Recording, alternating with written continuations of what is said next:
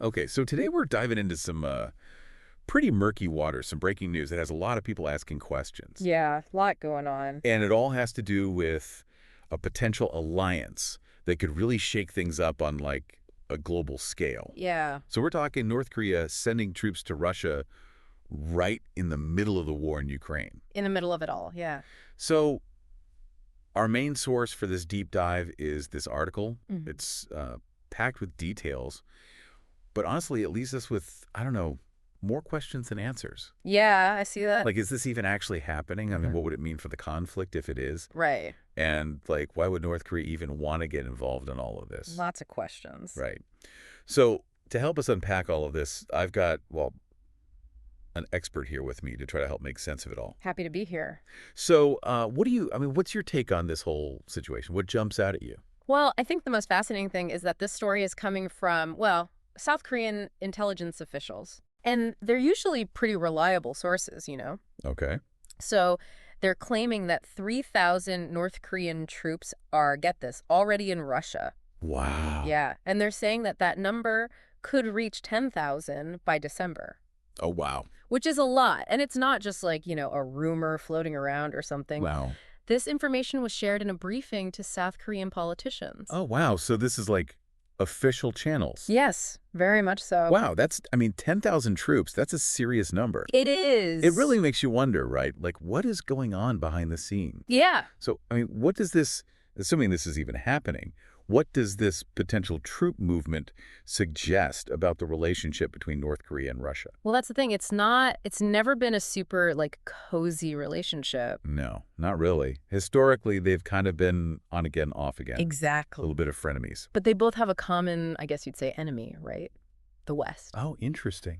So this potential cooperation that we're seeing in Ukraine, it could point to, I don't know, a strengthening of their ties. Sorry. And that could have some really, really big implications for, well, the balance of power around the world. For the whole world. Yeah. Okay, so we've got South Korean intelligence suggesting this whole troop movement thing. Yeah. But, and this is where things get really interesting, Okay. both Russia and North Korea have officially denied these claims, Officially. which is interesting. Yeah. And even U.S. Defense Secretary Lloyd Austin, while acknowledging that there's evidence of North Korean troops in Russia, Right. he says their purpose is unclear. Yeah. Nobody really knows. So it's like we have all this conflicting information coming from all these different players. Right. And like, who are you supposed to believe? Feels like that game, that children's game, he said, she said, but on like an international scale, you know? Right. Right. What are your thoughts on why these accounts might differ so much, so drastically? Yeah. Well, you have to consider each country's, well, interests, right? I Yeah. mean, Russia might want to avoid further international criticism Yeah. and potential sanctions. They Right. don't want to add fuel to that fire. Yeah. But then North Korea, I mean, they could be worried about, being seen as openly supporting Russia's war, right? Yeah. There's a lot of risk associated with that. Exactly. There's a lot of risk. So I think it comes down to each country trying to protect themselves. Yeah. And kind of maintain, their image on the world stage, so to speak. That makes a lot of sense. It's all about appearances and self-preservation, really. Yeah. But let's play devil's advocate for a second. Okay. And just say that these reports about the troops are accurate. Sure. What could be the implications, do you think, if North Korean troops actively participate in the Ukraine war? Well, I mean, their involvement could range from something like, I don't know, providing logistical support, Okay, what would that look like? supplying ammunition, maybe repairing equipment, maybe offering medical care. Yeah. All the way to, taking on active combat roles. Oh, wow. Yeah. Now, the logistical support might sound kind of minor, Yeah. but it could actually free up a lot of Russian resources and personnel, which could give them a big advantage. Oh, I see. So even if they're not directly fighting, they can still have a big impact. Oh, absolutely. It's not just about like boots on the ground, it's about support. Right, exactly. And what about the potential for like escalation? Oh, yeah. Could this draw in other countries? Absolutely. I mean, a larger North Korean presence in Ukraine, Yeah. that could really destabilize the region even more, right? Oh, yeah. And increase tensions between Russia and the West. Oh, yeah. And it's a really delicate situation. Yeah. And it could get out of control pretty easily. Yeah, that's not good. No. Okay, so we've got this this whole potential alliance kind of brewing. But there's another piece of this puzzle that I think we need to discuss, Okay. and that's these recent drone attacks on Crimea. Right, right.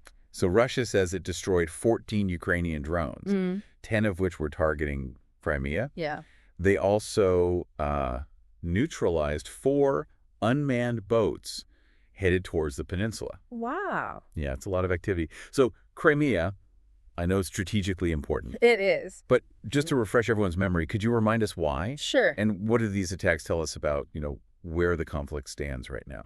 So Crimea, which Russia annexed back in 2014, it's really crucial for Russia's access to the Black Sea. Okay. And controlling the Black Sea, it gives them, a ton of military and economic advantages. Gotcha. So these drone and boat attacks, they show that Ukraine is determined to challenge Russia's control, Makes sense. both of the Black Sea and of Crimea. Okay. Even if it means, taking on a much more powerful adversary, Yeah. they're not afraid. It's like they're sending a message. They're like, we're not backing down. We're still here. Yeah, exactly.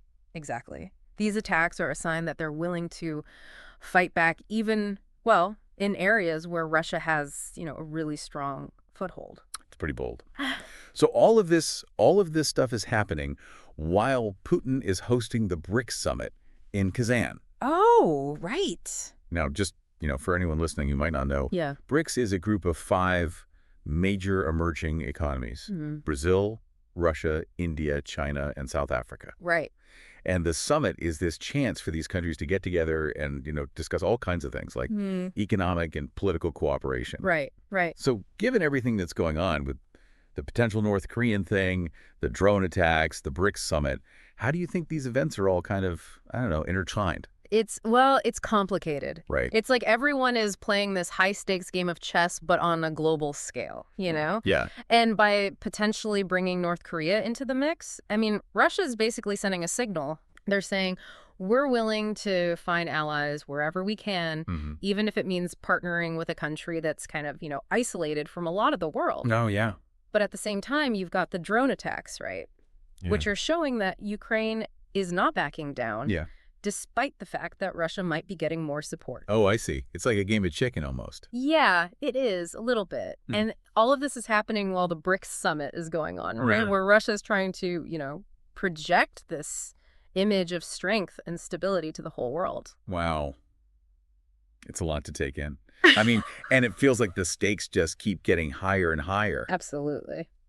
So for our listener, someone who's just trying to follow along with all this and make sense of it all, what's the key takeaway here? I think the main takeaway is that we're in a period of, just huge uncertainty. Yeah. Like, we don't really know what's going on with North Korea for sure. Right. But the potential consequences are enormous. And the situation in Ukraine, it's just volatile. Very much so. And the involvement of, more players could have, really unpredictable effects. Yeah, no one knows what's going to happen. Exactly. It's really scary. We need to keep our eyes peeled and stay informed as this, continues to unfold. Definitely. Here's something I think is worth thinking about. I'd love to hear what our listeners think. Okay. What if North Korea does end up providing, military support to Russia? Yeah. What could that mean for, the balance of power in the world, in the long run? Right. How might this reshape alliances and how countries interact with each other? Big questions. Big questions. So think about those. Keep them in mind. Yeah. And stay tuned as we, as more information comes out, we'll keep diving deeper into this story. Absolutely.